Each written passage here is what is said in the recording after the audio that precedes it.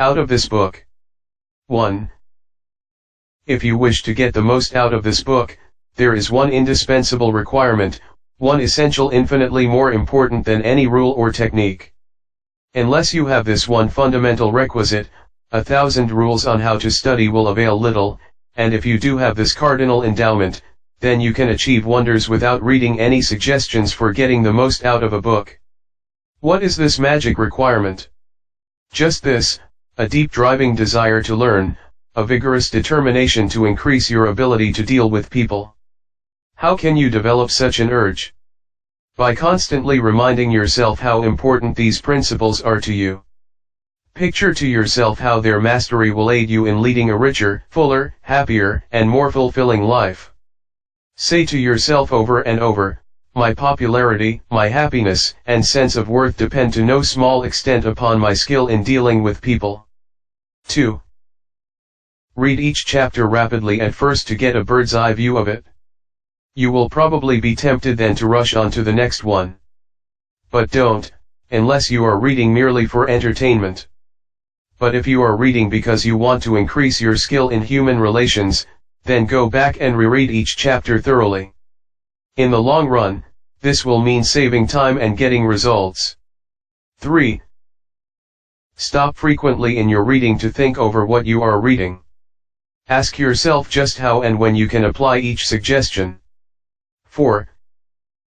Read with a crayon, pencil, pen, magic marker, or highlighter in your hand. When you come across a suggestion that you feel you can use, draw a line beside it. If it is a 4-star suggestion, then underscore every sentence or highlight it, or mark it with. Marking and underscoring a book makes it more interesting, and far easier to review rapidly. 5. I knew a woman who had been office manager for a large insurance concern for 15 years. Every month, she read all the insurance contracts her company had issued that month. Yes, she read many of the same contracts over month after month, year after year. Why? Because experience had taught her that that was the only way she could keep their provisions clearly in mind.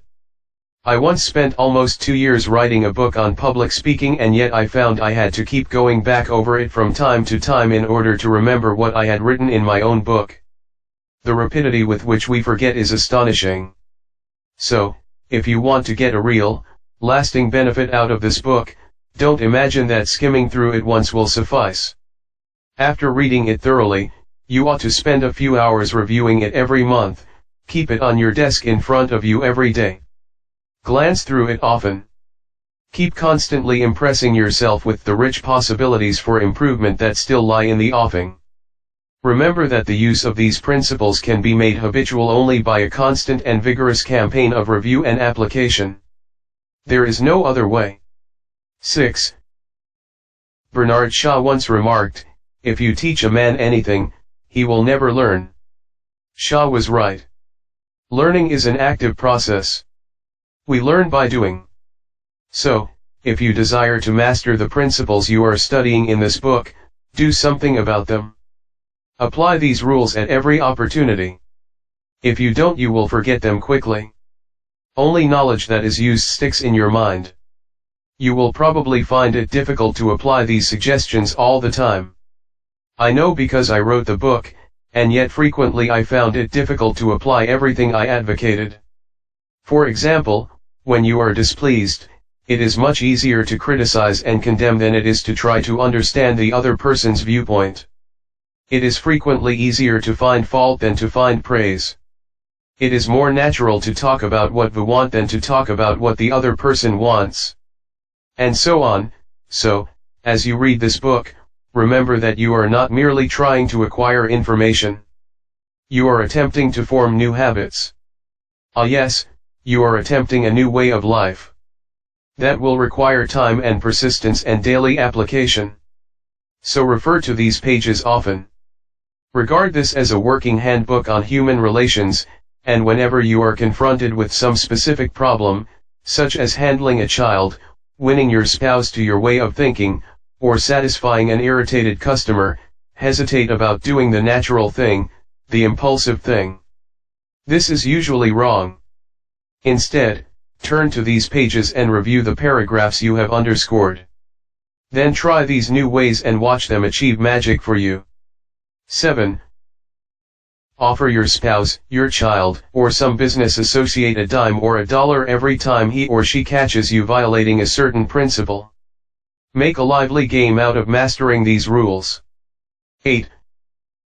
The president of an important Wall Street bank once described, in a talk before one of my classes, a highly efficient system he used for self-improvement.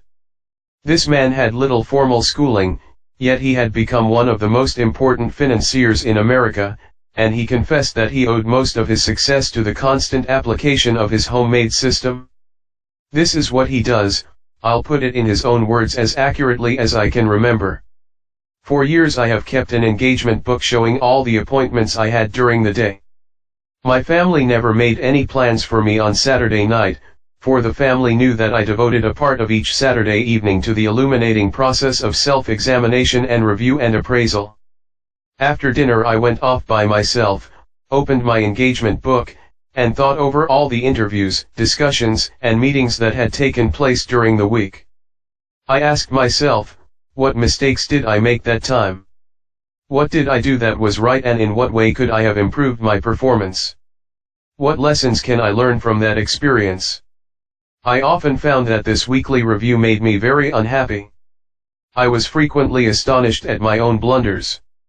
Of course, as the years passed, these blunders became less frequent. Sometimes I was inclined to pat myself on the back a little after one of these sessions. This system of self-analysis, self-education, continued year after year, did more for me than any other one thing I have ever attempted. It helped me improve my ability to make decisions, and it aided me enormously in all my contacts with people. I cannot recommend it too highly. Why not use a similar system to check up on your application of the principles discussed in this book? If you do, two things will result. First, you will find yourself engaged in an educational process that is both intriguing and priceless.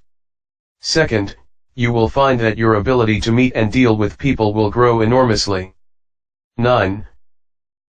You will find at the end of this book several blank pages on which you should record your triumphs in the application of these principles. Be specific. Give names, dates, results. Keeping such a record will inspire you to greater efforts, and how fascinating these entries will be when you chance upon them some evening years from now. In order to get the most out of this book, A. Develop a deep driving desire to master the principles of human relations. B. Read each chapter twice before going on to the next one. C. As you read, stop frequently to ask yourself how you can apply each suggestion. D. Underscore each important idea. E. Review this book each month. F. Apply these principles at every opportunity. Use this volume as a working handbook to help you solve your daily problems. G. Make a lively game out of your learning by offering some friend a dime or a dollar every time he or she catches you violating one of these principles. H. Check up each week on the progress you are making. Ask yourself what mistakes you have made, what improvement, what lessons you have learned for the future. I. Keep notes in the back of this book showing how and when you have applied these principles.